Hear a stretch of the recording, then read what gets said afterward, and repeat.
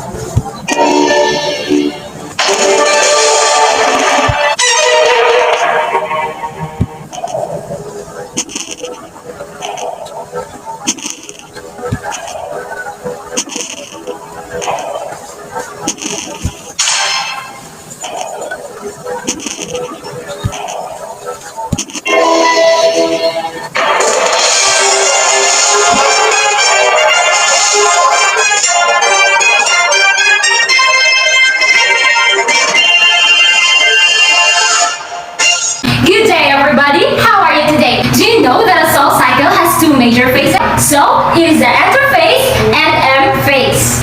The major reason being that the interphase deals with the preparation for actual division, which occurs in the M phase. So, let's have a look, or rather focus in the cycle of interphase. The first stage of interphase is the first gap phase, abbreviated as G1 phase. This is the first phase occurring in interphase, the M phase of the previous cycle, and the S phase of the current cycle. Since this is the first stage during the interphase, that is the first stage of preparatory phase, which precedes of synthesis of DNA. As the cells is metabolically active, it grows in the size in G1 phase. All of the organelles duplicate in this phase, and the building block which will be required in later stage. Take note that the most important in G1 phase is does not involve in DNA replication. And let's move on to the second stage, which is the synthesis phase, abbreviated as the S phase. The most crucial part of each cell, the nucleus along with the genetic material within, will get the synthesis that is duplicated. So that S phase takes up the charge of the DNA replication. Now, along with the nucleus, there is one more important organelle that gets duplicated in S phase. Do we know that this bundle of threads present in the cell? So, that is called centrosome. This batch contains smaller organelles that is called the centrioles placed within. They are made up of microtubules which helps in the releasing the threads required for separating sister chromatids. These threads are important for the cell division.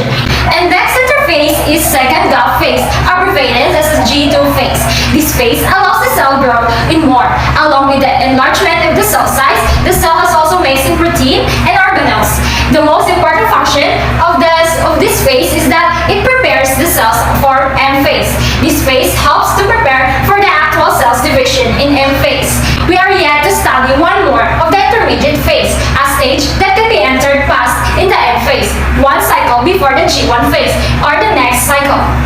This phase is called G0 or G0 phase. So why we don't talk about this phase in the beginning before in the G1 phase? Well, this phase or this cell may or may not opt to enter this phase.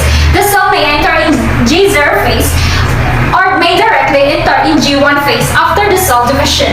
There are several intersync and extrinsic factors like the resource of availability or natural deprivation which can force the cell to enter this G0 phase.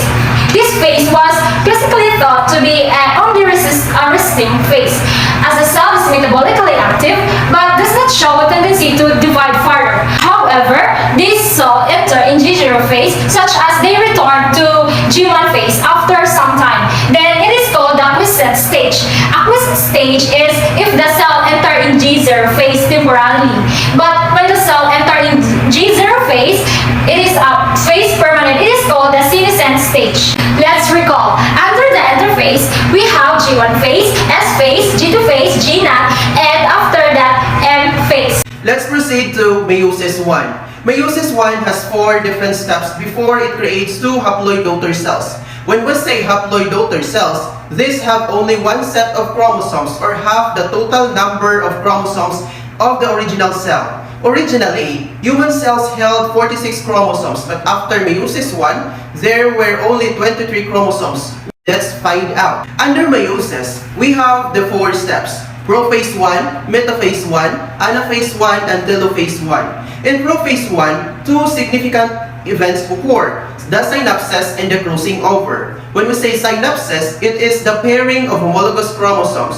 When we say homologous chromosomes, there are the 2 chromosomes with the same size and shape, and more importantly, they carry the same type of gene. When we say crossing over, the homologous chromosomes exchange material with one another. This is also called recombination.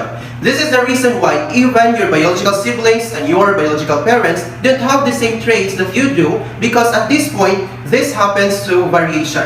In prophase 1, the nuclear membrane disappears, allowing the centrioles with spindle fibers in the cytoplasm to enter, which helps the separation of the chromosomes. Metaphase 1, each chromosome lines up at the equatorial plate and each pair of homologous chromosomes is attached to a spindle fiber. Anaphase 1, one double-stranded chromosomes moves to the one pole of the cell. The last step is the telophase 1. 2 nuclei are produced, and you can see in the illustration, they are not identical with each other, which makes the offspring produced during fertilization not identical with the other offspring being produced lately. And now, let's proceed to the next division, which is the meiosis 2. Good day, everyone! So now, we are going to talk about meiosis 2. Yes, you heard it right. Meiosis 2 is the continuation of meiosis 1. Now, what is meiosis 2? Meiosis 2 starts with 2 haploid parent cells. It is a mitotic division cells produced in meiosis 1. And it is also the PMAT method, which is the P is the prophase, M is for metaphase, A is for anaphase, and T is for telophase. Now, let's begin with prophase 2. During prophase 2, the chromosomes condense and a new set of spindle fibers form. Next is metaphase 2. Okay. In metaphase 2, the centromeres of the paired chromatids align along the equatorial plate in both cells. These spindle fibers attach to the centromeres. Next is anaphase 2. The chromosomes separate at their centromeres, and spindle fibers pull separated chromosomes toward each pole of the cell. Finally, during telophase, which is the last stage of meiosis 2, chromosomes are enclosed as nuclear membrane before. Then, cytokinesis follows, dividing the cytoplasm of 2 cells. That's how how meiosis II works. Meiosis produces 4 haploid daughter cells that go on to develop into either sperm or egg cells. Meiosis is very important in cell division because it ensures that there are 23 chromosomes each during fertilization in order to get 4 to 6 in total chromosomes from your parents. 23 chromosomes from your father and 23 chromosomes from your mother, which is a total of 46 chromosomes. Now, let's do an evaluation.